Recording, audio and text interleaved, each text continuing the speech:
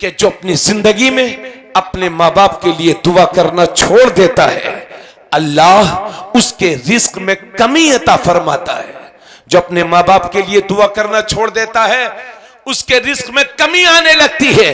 अगर माँ बाप जिंदा हैं तो उनकी लंबी उम्र की दुआ और बीमारियों से शिफा की दुआ, और अगर वो दुनिया से चले गए हैं तो फिर उनकी मगफिरत की दुआ।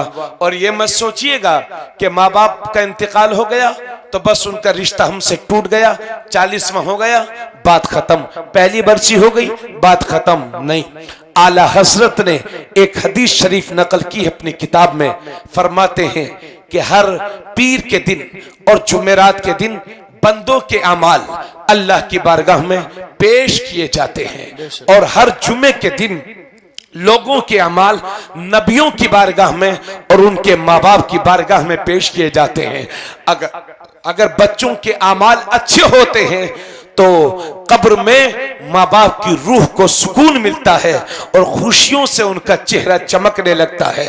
और अगर बच्चों के अमाल अच्छे नहीं हैं तो कब्र में भी उनको तकलीफ होती है। तो मेरे भाइयों, कम से कम जीते जी माँ बाप को सुकून न दे सके तो मरने के बाद तो उनकी रूह को तकलीफ न दो। आपका रिश्ता आपके माँ बाप से न दुनिया में खत्म होगा, ना उनके दुनिया से जाने के बाद खत्म होगा। इसलिए ये ऐसा मेरे रब का बनाया हुआ रिश्ता है जो कभी खत्म नहीं होगा।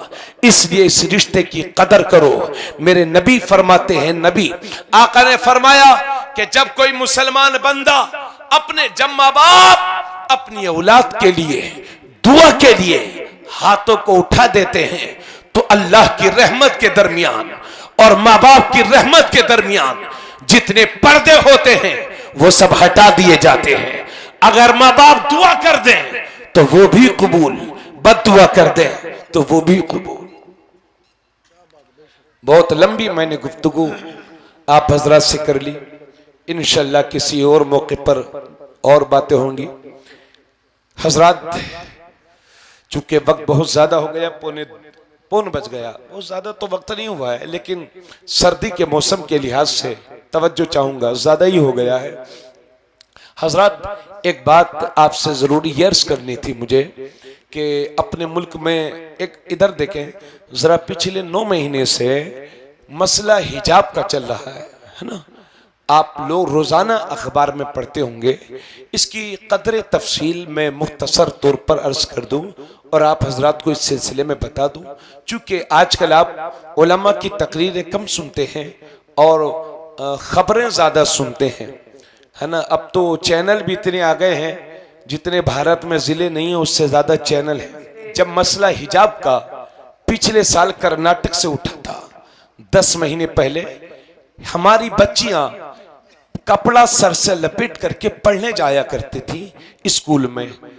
बर्दाश्त नहीं हुआ और इंतशार बर्पा कर दिया और हिजाब के मामले में इतना शोर बर्पा किया, ऐसा लगता कि हिजाब कोई बुरी चीज है।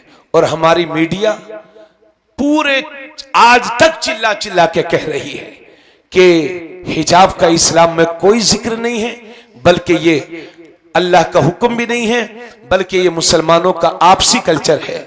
इस सिलसिले में आपको यह बताना चाहता हूं कि हिजाब, लफ्ज़ हिजाब कुरान में आया है और हिजाब का जिक्र कुरान में एक बार नहीं, तवज्जो सुन लीजिए, एक बार नहीं, 7 बार हिजाब का जिक्र कुरान में आया है।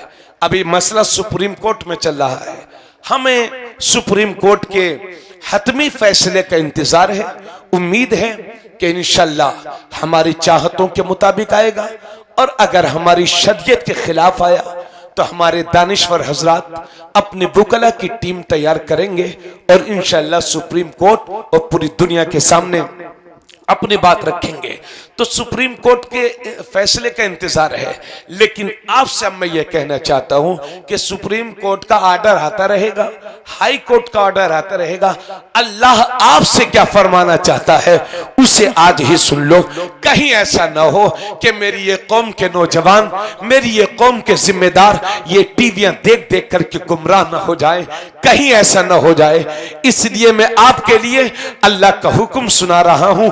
अल्लाह ने कुरान में फरमाया, या अय्युहन नबी कुल्ली अज़वाजिका व बनातिका व निसाइल मोमिनीन युदनीना अलैहिन मिन जलाबिबिहिन। अल्लाह ने फरमाया, ए नबी, इधर सुन लो भाई, इधर, ए नबी, आखिरी बात है ये सुन लीजिए।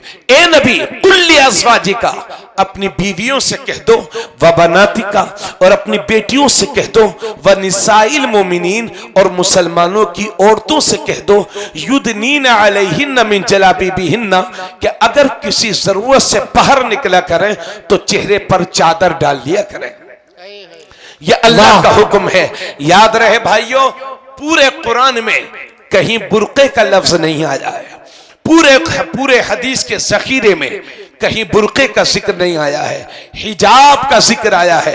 तो ऐसा चूंकि बुर्के से भी पर्दा हो ही जाता है, इसलिए उसे भी हिजाब कहते हैं। लेकिन ऐसा बुर्का कि जिसे पहनने के बाद भी औरत के बदन के आज़ा की बनावट मालूम होती हो, ऐसा बुर्का शरीयत को पसंद नहीं है, ऐसा बुर्का शरीयत को मंजूर नहीं है। मैं आपसे इसलिए कह रहा हूं, दुनिया हिजाब के मसले में मुसलमानों की मजाक उड़ा रही है, और ये मुसलमान हैं, जेब में 2 रुपया आ गए तो हमारी खोपड़ी ही खराब हो गई। हम अपनी बीवियों को, बेटियों को सजा धजा करके शादियों में और शहरों में ले जा करके इस्लामी हया और पर्दे की धज्जियां उड़ा रहे हैं, और उसके बाद कहते हैं कि दुनिया हमारे खिलाफ जा रही है। जब बेंगलोर में यह मसला चल रहा था, कर्नाटक में, तो हम कह रहे थे, लो साहब अब हिजाब की बात आ गई, हिजाब की बात आ गई। लेकिन तब हमें क्यों तकलीफ नहीं होती जब हम अपनी बहन बेटियों को, बीवियों को सजा धजा करके मार्केटों में लेकर के जाते हैं और इस्लामी हया की धज्जियां उड़ाते हैं। तो अल्लाह ने, मेरी बहनें जो आप सुन रही हैं मुझे घर से, उनसे गुजारिश करता हूं, आपके भाई की तरफ से आपके लिए ये तोहफा है। और आपसे भी अर्ज कर रहा हूं, चूंकि मर्द, घरों की नकेल, घरों की जिम्मेदारी मर्दों के हाथ में होती है, घरों की बागडोर मर्दों के हाथ में होती है। जिस घर के मर्द अच्छे होते हैं उसी घर की औरतें भी अच्छी होती हैं, और जिस घर के मर्द बिगड़े हुए होते हैं, हमने देखा है कि उस घर की औरतें भी बिगड़ी हुई होती हैं। इसलिए औरतों से ज्यादा आपसे तवज्जो की दरख्वास्त कर रहा हूं, आपके लिए अर्ज कर रहा हूं, ताकि आप अपनी बीवियों पर, बहनों पर, अपनी बेटियों पर कंट्रोल करें और उन्हें इस्लामी पर्दे की ताकीद करें। और हजरात, तो ये साफ हो गया कि अल्लाह ने हुक्म दिया है, इसलिए गोदी मीडिया को बता दो कि ये इंडिया के मुसलमानों का आपसी कल्चर बाद में है, अल्लाह का हुक्म पहले है। और ऐसा नहीं है कि बुर्का पहन लें औरतें और जहां चाहे देखें, मार्केट में अजनबी मर्दों से नजरें मिलाती रहें। अल्लाह ने इससे भी रोका है। सूरे नूर आयत नंबर 30 और 31 में अल्लाह ने मुसलमान मर्दों को भी पर्दे का हुक्म दिया है और औरतों को भी पर्दे का हुक्म दिया है। पहले औरतें अपना पर्दा सुन लें, बाद में मर्द अपना पर्दा सुन लेंगे। अल्लाह ने इरशाद फरमाया, वकुल्लिल मुमिनात यग़ुद्दुन मिन अबसारिहिन्ना व यहफ़ज़्न फ़ुरूजहुन्ना वला युब्दीन ज़ीनतहुन्ना इल्ला मा ज़हरा मिन्हा वलयज़रिबन बिख़ुमुरिहिन्ना अला जुयूबिहिन। बोलो सुभान अल्लाह, सुभान अल्लाह। यकीन जानिए, मुझे मालूम है आप बहुत थक गए हैं, लेकिन अल्लाह के वास्ते इन चंद जुमलों की दरखास्त और चाहूंगा। दर्द दिल है, हो सकता है अल्लाह किसी को इंशाअल्लाह अल्लाह अमल की तौफीक देगा।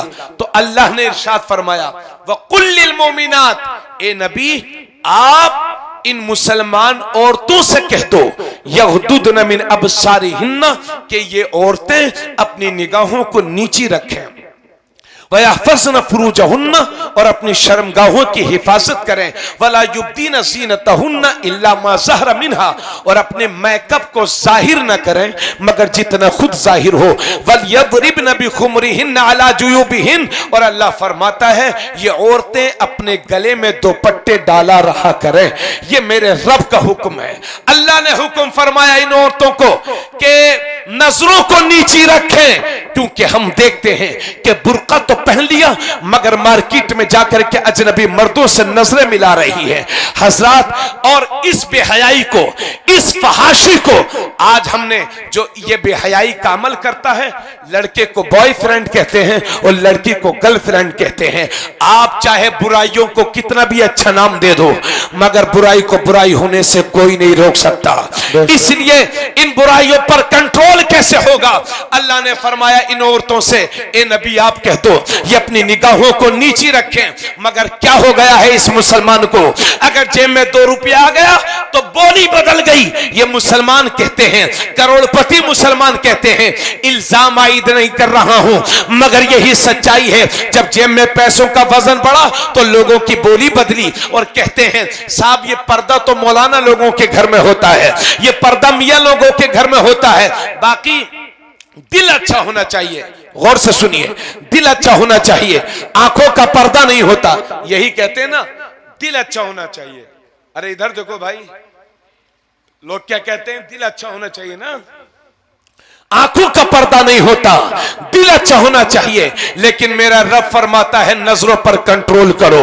हमने कभी ऐसा देखा ही नहीं कि पहले दिल भटका हो बाद में नजर भटकी हो। हम तो ये देखते हैं पहले नजर भटकती है फिर दिल भटकता है।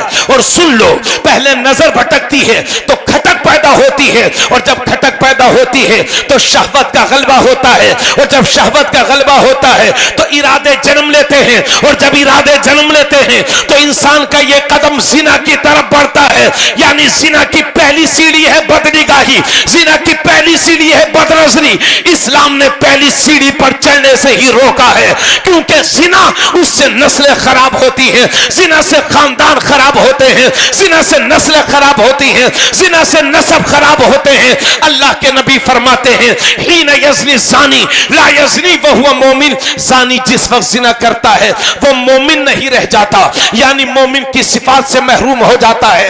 एक हदीस में अल्लाह के नबी फरमाते हैं जब ज़ानी जिना करता है तो ईमान उसके सर के ऊपर चला जाता है।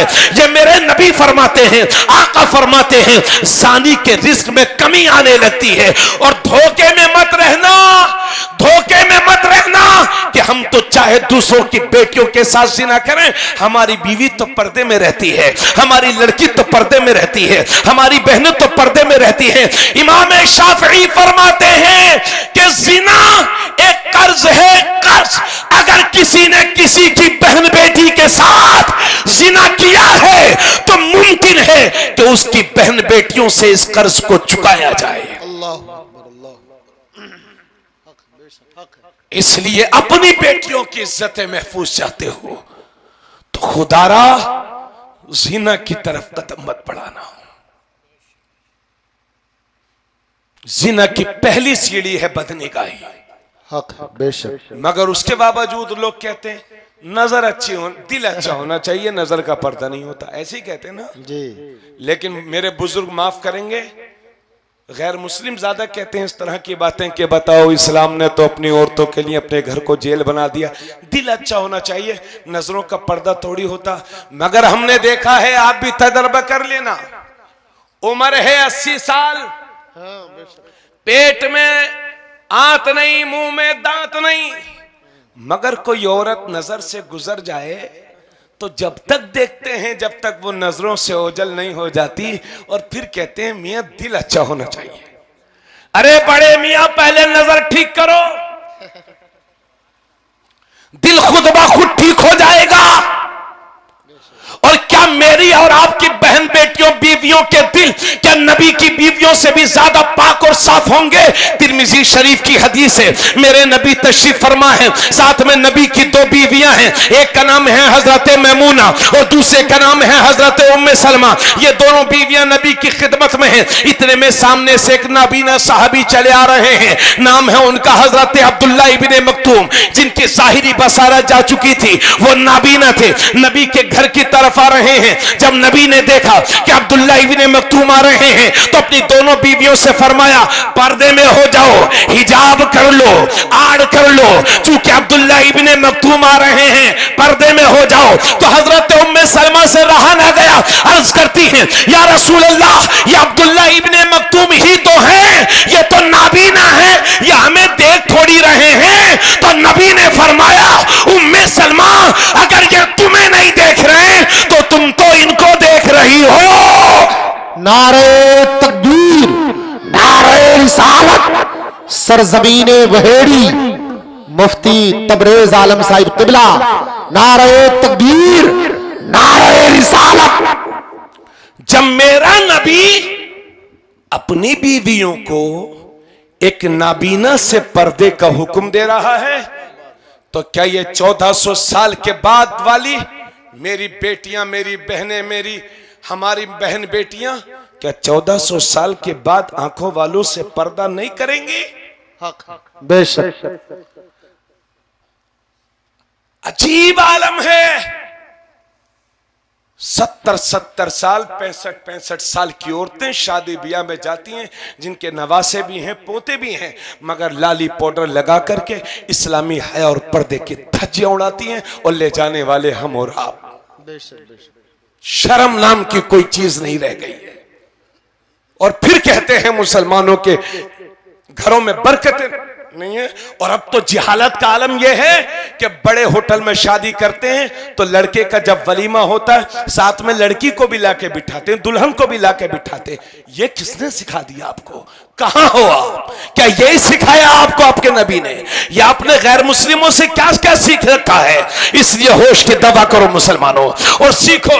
नबी की एक सहाबिया है, नबी की एक सहाबिया। आज हमारे घर में किसी का इंतकाल हो जाए तो ये औरतें ऐसा रोती हैं, ऐसा रोती हैं, इन्हें होश नहीं रहता कि मेरा दुपट्टा कहां पड़ा हुआ है, चादर कहां पड़ी हुई है, बाल खुले हुए हैं, सीना खुला हुआ है, बेटी अलग रो रही है, बहन अलग रो रही है, पोती अलग रो रही है, बीवी अलग रो रही है, हाय तौबा मचाई हुई है, पर्दे का कोई ख्याल नहीं। आओ सीखो नबी की सहाबिया से, नाम है उम्मे खल्लाद। उनका जवान बेटा हुजूर के साथ जंग में गया हुआ था, वहीं पर शहीद हो गए। और जब उनकी मां को पता चला उम्मे खल्लाद को कि मेरा बेटा शहीद हो गया है, तो हुजूर की बारगाह में गई तो पूरे पर्दे के साथ, पूरे हिजाब के साथ, पूरे इस्लामी वकार के साथ हुजूर की बारगाह में गई। शिकायत करने नहीं गई थी, अपने बेटे के ताल्लुक से कोई मसला पूछने गई थी। पूरे पर्दे के साथ सहाबा ने देखा तो हैरत की इंतहा ना रही। सहाबा बोल उठे, उम्मे खल्लाद,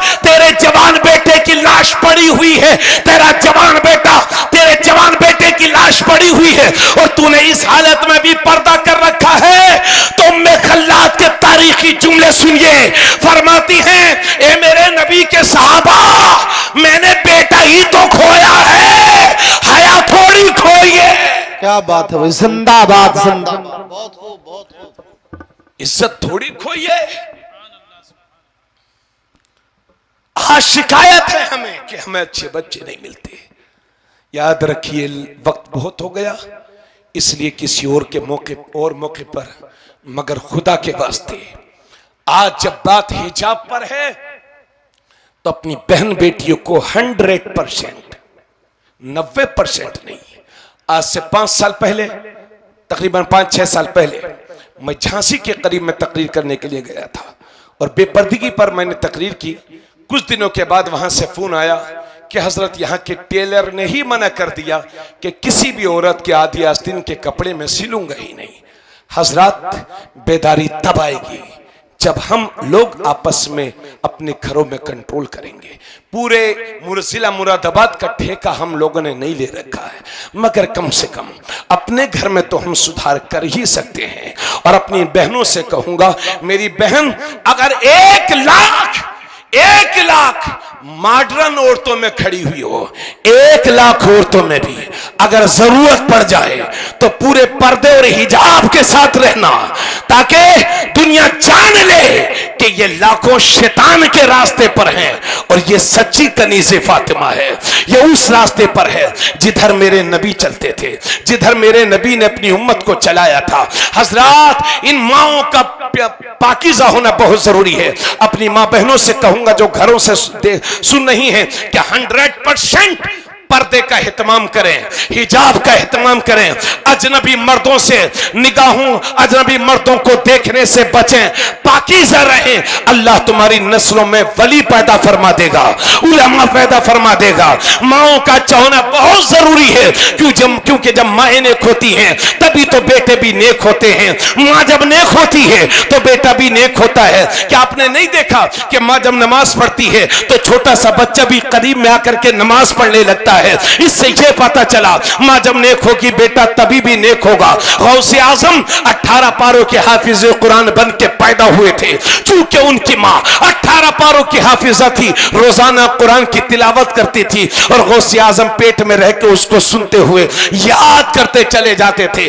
पता चला बच्चों की जिंदगी में माओं का किरदार निहायत अहम है, इसलिए माएं नेक बन जाएं, औरतें नेक बन जाएं, क्योंकि जब मां नेक होती है तो बेटा भी नेक होता है। और क्लियर कर दूं, मां जब शब जिंदादार होती है तो बेटा बरेली का ताजुश शरिया होता है। मां जब आबिदा होती है तो बेटा सदुल्ला फाजिल अल्लामा नईमुद्दीन मुरादाबादी होता है। मां जब साहिदा होती है तो बेटा कलियर का मखदूम अलाउद्दीन साबिर पिया होता है। मां जब पारसा होती है तो बेटा मुफ्ती आजम होता है। मां जब आबिदा होती है तो बेटा आला हजरत होता है। मां जब साजिदा होती है तो बेटा किचोचा का मखदूम होता है। मां जब मुत्तकिया होती है तो बेटा दिल्ली का निजामुद्दीन होता है। मां जब सैयदा होती है तो बेटा गरीब नवाज होता है। मां जब उम्मुल खैर होती है तो बेटा गौसे आजम होता है। और मां जब फातिमा होती है तो बेटा हुसैन होता है। नारे तकबीर, नारे रिसालत, मुफ्ती तबरेज आलम साहिब क़िबला, नारे तकबीर, नारे रिसालत। तो आप मेरे साथ हाथों को उठाइए, कहिए इंशाअल्लाह, इंशाअल्लाह अपने घर में अपने घर